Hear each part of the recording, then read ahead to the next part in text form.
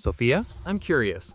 What's the biggest excuse students give you for not practicing speaking? Oh, that's easy. I don't have anyone to talk to in English. Right, they think they need a conversation partner to practice. Exactly, but that's totally wrong. You can practice speaking alone. How do you convince them of that? I tell them what I'm about to tell our listeners today. You can build a complete speaking routine by yourself in your own home. No conversation partner needed? None. Just you, your daily routine, and your willingness to talk to yourself. Talking to yourself, doesn't that make you crazy? Actually, it makes you fluent. All my best students talk to themselves constantly. Really? That's the secret? It's one of the biggest secrets. Narrating your daily life in English builds speaking confidence faster than almost anything else. So today we're teaching people how to create a daily speaking routine from scratch. Exactly, from the moment they wake up to the moment they go to sleep. I love this. It's so practical. Let's start. Okay, so Lucas, first question. What's the biggest excuse students give you for not practicing speaking? I think the biggest myth is that you need perfect grammar before you can start speaking, right? Exactly. Beginners think, I need to study for a year, then I'll be ready to speak. But that's backwards. Completely backwards. Speaking is how you learn, not what you do after learning. Can you explain that more? Sure. Think about babies learning their first language. Do they study grammar for a year first? No, they just start babbling and making sounds. Exactly, and slowly those sounds become words, then sentences, then fluent speech. So beginners should follow the same natural process. Yes, start speaking immediately, even if it's just simple words and broken sentences. But why do people think they need to wait? Because traditional education taught us to study first, apply later, but language doesn't work that way. So what's the better approach? Study and practice simultaneously. Learn a word, use it immediately. Learn a pattern, speak it out loud. And this is more effective? Much more effective, because you're creating active memories, not just passive knowledge. What do you mean by passive knowledge? Passive knowledge is, I know this word exists. Active knowledge is, I can use this word naturally in conversation. And speaking practice creates active knowledge. Exactly. Now let me explain why daily micro-routines are so powerful. What makes them better than intensive study sessions? Consistency beats intensity. Speaking for 5 minutes every single day is better than speaking for 3 hours once a week. Why is that? Because your brain needs repetition to form habits. Daily practice creates automatic patterns. Weekly practice creates sporadic memories. So it's about building speaking habits, not just accumulating knowledge. Yes, we want English to become automatic, not something you have to consciously think about. This makes so much sense. Okay, so let's build an actual daily routine. Where should people start? The best time to start is the moment you wake up. Morning is perfect for English practice. What should someone do first thing in the morning? Start narrating your wake-up routine out loud. Use simple present continuous. Can you give me specific examples? Sure, I'm waking up. I'm stretching my arms. I'm opening my eyes. I'm sitting up in bed. Just describe everything you're doing? Exactly. Narrate like you're a documentary filmmaker following yourself. This seems too simple to be effective. But it is effective. You're training your mouth to form English sentences automatically. What's next after getting out of bed? The shower monologue. This is my favorite. What's a shower monologue? While you're in the shower, describe everything. Your actions, the objects, the sensations. Like what? I'm turning on the water. The water's hot. I'm picking up the soap. The soap smells like lavender. I'm washing my hair. So you're combining actions, adjectives, and sensations. Yes, you're building vocabulary naturally in context. What if they don't know a word, like shampoo? That's perfect. Note it down after your shower, look it up tomorrow, and use it tomorrow. So you're identifying vocabulary gaps naturally. Exactly. Your daily routine shows you what words you actually need. What about breakfast time? Coffee conversation time. Even if you're alone, practice ordering your coffee out loud. Like talking to an imaginary barista? Yes. Hi, can I get a medium coffee with milk, please? Thank you. And this builds confidence for real interactions. Absolutely. When you finally do order in a real cafe, you've already practiced 50 times at home. What else can they do during breakfast? Describe your food. I'm eating toast with butter. The toast is crunchy. I'm drinking orange juice. The juice is sweet and cold. So every moment is a speaking opportunity? Every single moment. Now let me tell you about midday practice. Okay, morning routine is covered. What about the middle of the day? Midday is perfect for turning boring chores chores into English practice. How do you do that? With the Object Description Challenge, pick any object near you and describe it in 3 to 5 sentences. Can you demonstrate? Sure, let's say I pick my phone.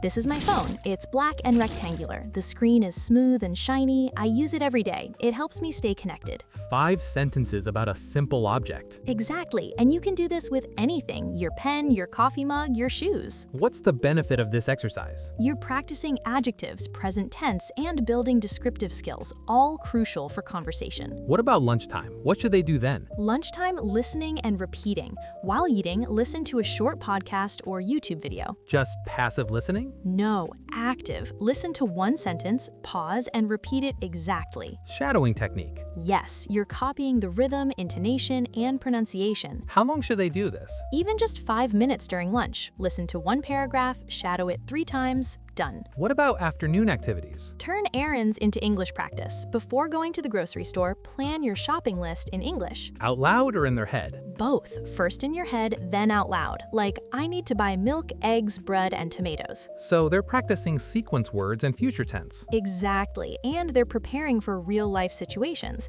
This is brilliant. What about the evening routine? Evening is crucial. This is when you consolidate everything you practiced. What's the first evening activity? The daily recap. Before dinner, recap your entire day in past tense. Can you show me how? Sure.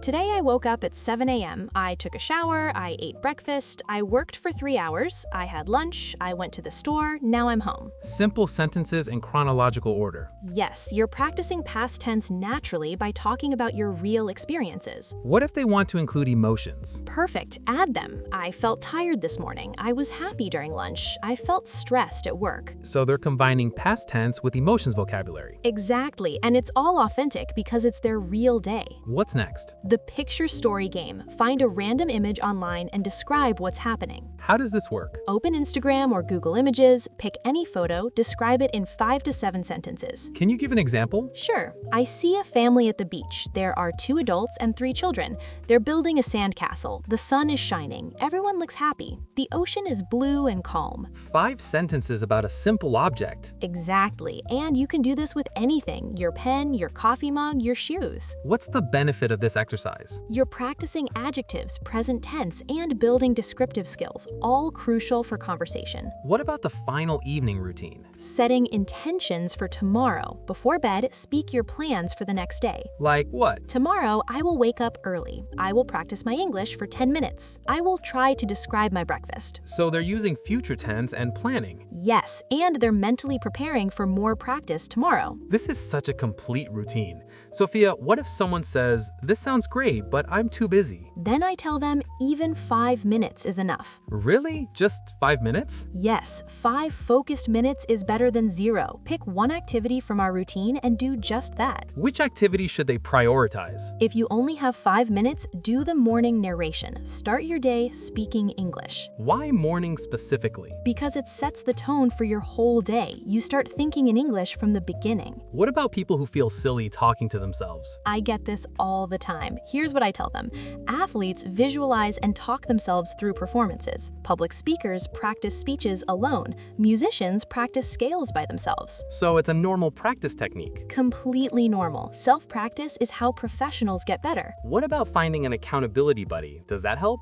Hugely. Having someone to practice with or report to makes you consistent. Where can people find English practice partners? Online communities, language exchange apps, Discord servers, Facebook groups. There are thousands of learners looking for practice partners. And how does an accountability buddy help? You can check in daily. Did you do your morning routine? What did you practice today? It creates motivation. Can they practice together? Absolutely. Video call each other and describe your day. Practice the object description challenge together. What if their schedules don't match? Send voice messages. Record yourself doing a daily recap and send it to your buddy. They do the same. So technology makes it easy. So easy. No excuses anymore. And how do people track their progress with this routine? Keep a simple practice journal. Each day, write one sentence. Today, I practiced narrating my shower, or today, I described 5 objects. Why is tracking important? Because you need to see your consistency. After a month, you'll see 30 days of practice. That's motivating. What results can people expect after 1 month of this routine? After 30 days of consistent practice, they'll notice they can speak without thinking as much. Words come more naturally. What about after 3 months? After 3 months, they'll have basic basic fluency. They can describe their day, talk about objects, express simple needs. All from talking to themselves. All from consistent daily practice. Okay, let's recap everything. What's the morning routine? Narrate waking up, describe your shower, practice ordering coffee, and describe breakfast. Midday routine. Object description challenge, lunchtime shadowing, and mentally planning errands in English. Evening routine. Evening recap in past tense, picture story game, and setting tomorrow's intentions. And what's the minimum time commitment? 5 minutes if you're busy. Just pick one activity and do it daily.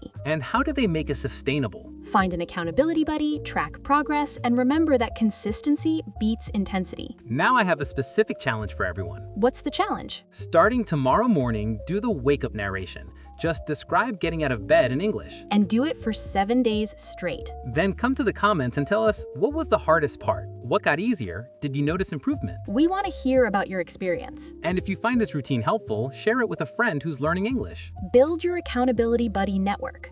All right, let's wrap this up. What a practical episode. This routine is life-changing. Right? You don't need a teacher, a classroom, or even a conversation partner. Just you, your daily life, and your commitment to speak. And the best part? It's free. No expensive courses needed. Everything you need is already in your daily routine. Just add English narration and watch your speaking confidence grow. Remember, speaking is a skill, and skills improve with practice. Daily practice, even for 5 minutes, creates massive results over time. Next week, we're talking about using English music to improve pronunciation. We'll show you how to sing your way to better English. Until then, start your daily speaking routine. Tomorrow morning, narrate your wake-up. And every day after that.